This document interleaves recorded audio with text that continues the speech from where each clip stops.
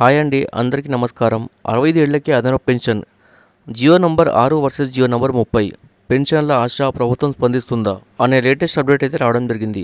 So దీనికి సంబంధించి పూర్తి వివరాలు ఈ వీడియోలో తెలుసుకుందాం.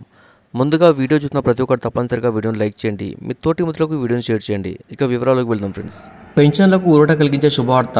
వృద్ధాప్యంలో పెరుగుతున్న ఆరోగ్య సంబంధిత సమస్యలు, ఖర్చులు, కుటుంబాల నుంచి తగ్గుతున్న మద్దతును దృష్టిలో ఉంచుకొని కేంద్ర రాష్ట్ర ప్రభుత్వాలు ఇప్పటికే అదనపు పెన్షన్ను అందిస్తున్న విషయం తెలిసిందే. అయితే వయోపరిమితికి అనుగుణంగా ఈ అదనపు పెన్షన్లో మార్పులు చేయాలన్న డిమాండ్లు ఇప్పుడు మరింత ఊపందుకున్నాయి. ఏపీ ప్రభుత్వంపై పెన్షన్ల పోరు. ప్రస్తుతం ఆంధ్రప్రదేశ్లో 71 ఏళ్ల వయసు నిండిన వారికి 7%, 75 ఏళ్ల వారికి 12% అదనపు పెన్షన్ అందిస్తున్నారు. అయితే 10వ పీఆర్సీ సిఫార్సు మేరకు 70 ఏళ్ల నుంచి 15% అదనంగా ఇవ్వాలని సూచించిన గత ప్రభుత్వం 2019 జనవరి 12న జారీ చేసిన జియో నంబర్ 6 ద్వారా 70 సంవత్సరాలకు 10%, ప్రతి 5 ఏళ్లకు 5% చొప్పున పెంపు చేపట్టింది. ఆ తర్వాత 2022 ఫిబ్రవరిలో జియో నంబర్ 30 ద్వారా ఈ అదనపు పెన్షన్ శాతం మరింత తగ్గిస్తూ నిర్ణయం తీసుకుంది. దీంతో 70 ఏళ్ల వారికి 7%, 75 ఏళ్ల వారికి 12% మాత్రమే అందిస్తున్నారు. ప్రస్తుతం కొత్త ప్రభుత్వం ఈ నిర్ణయాన్ని పునరాలోచించాలంటూ పెన్షన్లు గట్టిగా డిమాండ్ చేస్తున్నారు. కేంద్రంలో 80 ఏళ్ల వారి నుంచి అదనపు పెన్షన్. కేంద్ర ప్రభుత్వం అయితే 80 ఏళ్ల వయసు నిండిన మొదటి నెల నుంచి అదనపు పెన్షన్ చెల్లిస్తుంది.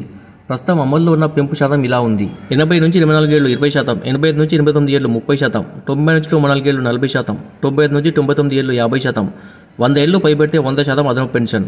ఉదాహరణకు ఒక కేంద్ర పెన్షనర్కు బేసిక్ పెన్షన్ 50,000 అయితే వయసు 95 దాటిన తర్వాత వారికి అదనంగా 25,000 లభిస్తుంది.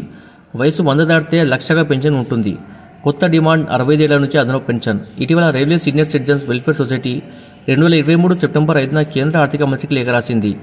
అందులో 65 ఏళ్ల వయసు నుంచే 5% అదనపు పెన్షన్ ఇవ్వాలని, ఆపై ప్రతి 5 సంవత్సరాలకు శాతం పెంచుతూ 80 ఏళ్లకు 20% వరకు చెల్లించాలని డిమాండ్ చేసింది.